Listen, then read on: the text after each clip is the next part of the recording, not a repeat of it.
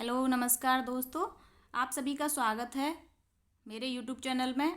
तो आइए दोस्तों, इससे पहले आज हम बात करते हैं साइकोलॉजी का टॉपिक बुद्धि। बुद्धि के बारे में हमने बता दिया था कल। ठीक है, बुद्धि कैसी होती है? बुद्धि अमूर्त होती है, बिना दिखाई नहीं देती, उसको बुद्धि कहते हैं। बुद्धि विभिन्न योग्यताओं को कहते हैं। ठीक है, बुद्धि शब्द का प्रयोग सबसे पहले फ्रांसिस गाल्टन ने किया 1885 में। तो ठीक है, बुद्धि मापन किसने दिया, तो उसके बारे में हम बात करते हैं। तो आप लाइक करिए, शेयर करिए, प्लीज़ सब्सक्राइब भी कीजिए।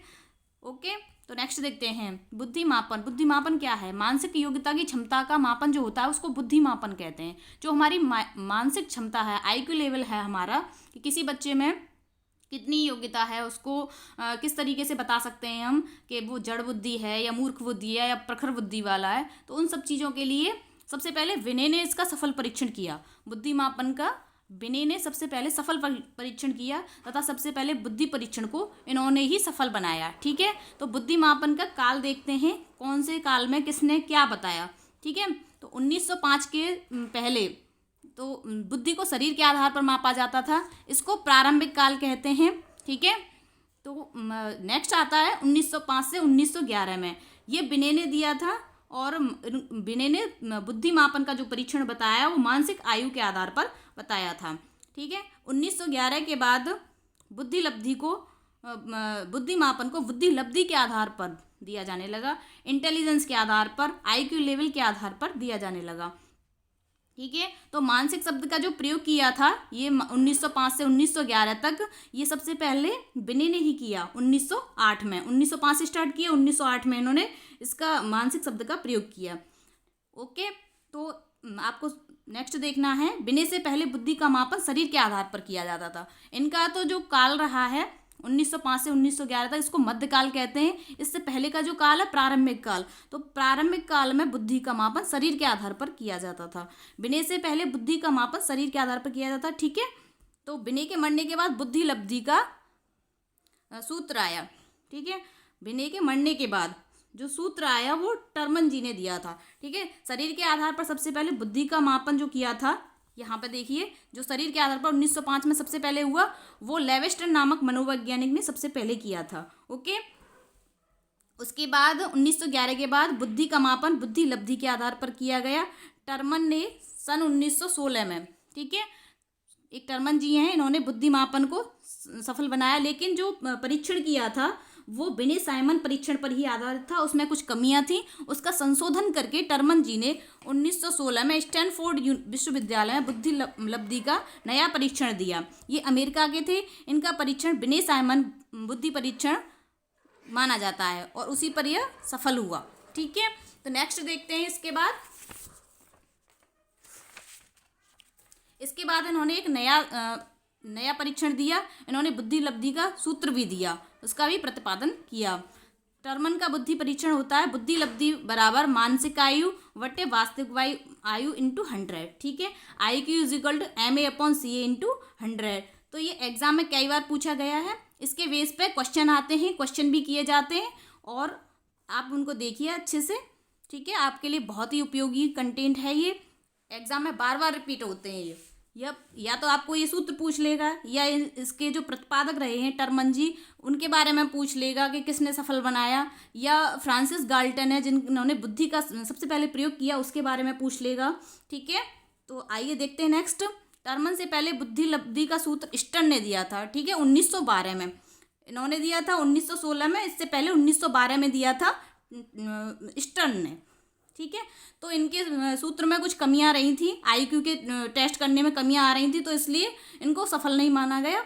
और इनका सूत्र था IQ इंटू MA/CA। ठीक है, तो इसके बारे में इस बेस पे IQ बराबर MA/CA इंटू 100 के बेस पे क्वेश्चन आते हैं कुछ, तो मैं आपके साथ शेयर करती हूँ उनको। देखिए, यदि किसी बालक की मानसिक आयु 12 वर्ष है, ठीक है, कितनी है? 12 वर्ष, तो वास्तविक आयु 10 वर्ष है, तो उसकी बुद्धि लब्धि कितनी होगी?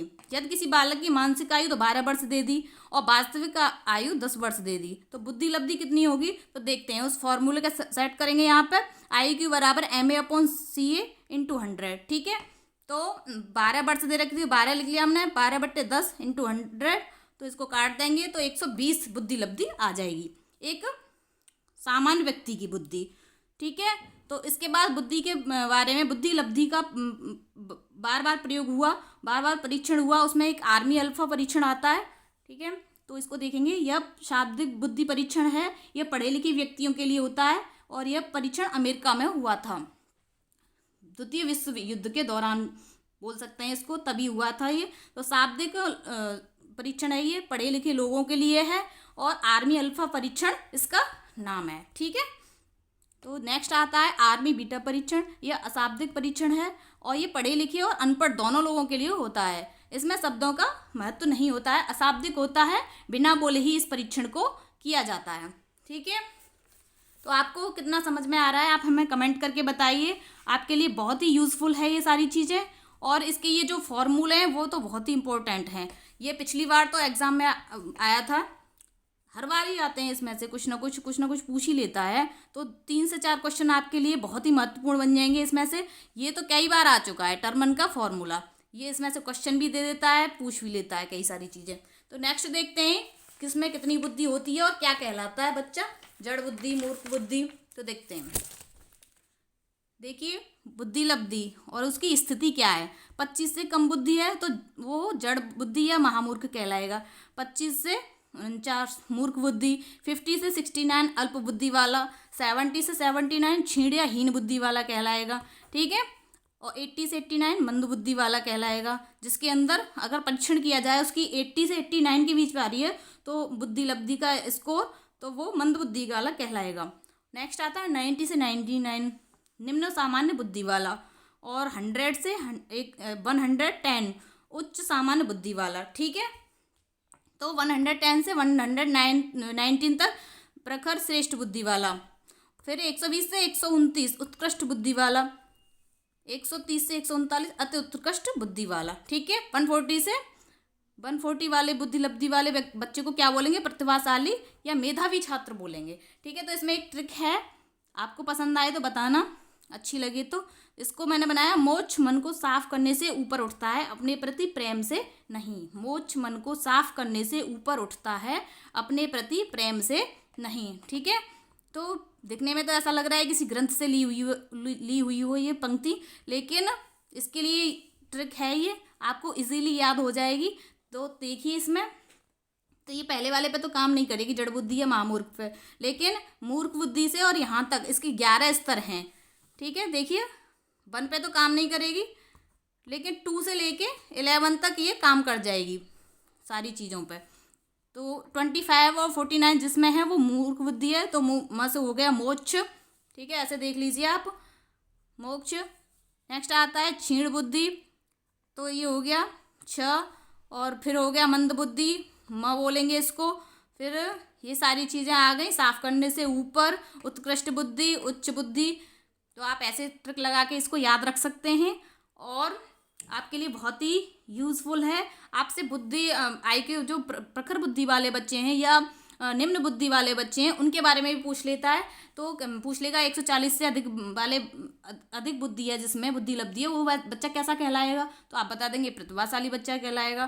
ठीक है, और कोई पूछने लग गया 90 से 90 वाला बच्चा कैसा हो गया, तो निम्न सामान्य बुद्धि वाला हो गया। तो आपको एक ट्रिक से ही सारी चीज़ें क्लियर हो जाएंगी। ठीक है, कैसा भी आ जाए तो आप आँख बंद करके इसमें एग्जाम में क्वेश्चन को सही करके आएंगे।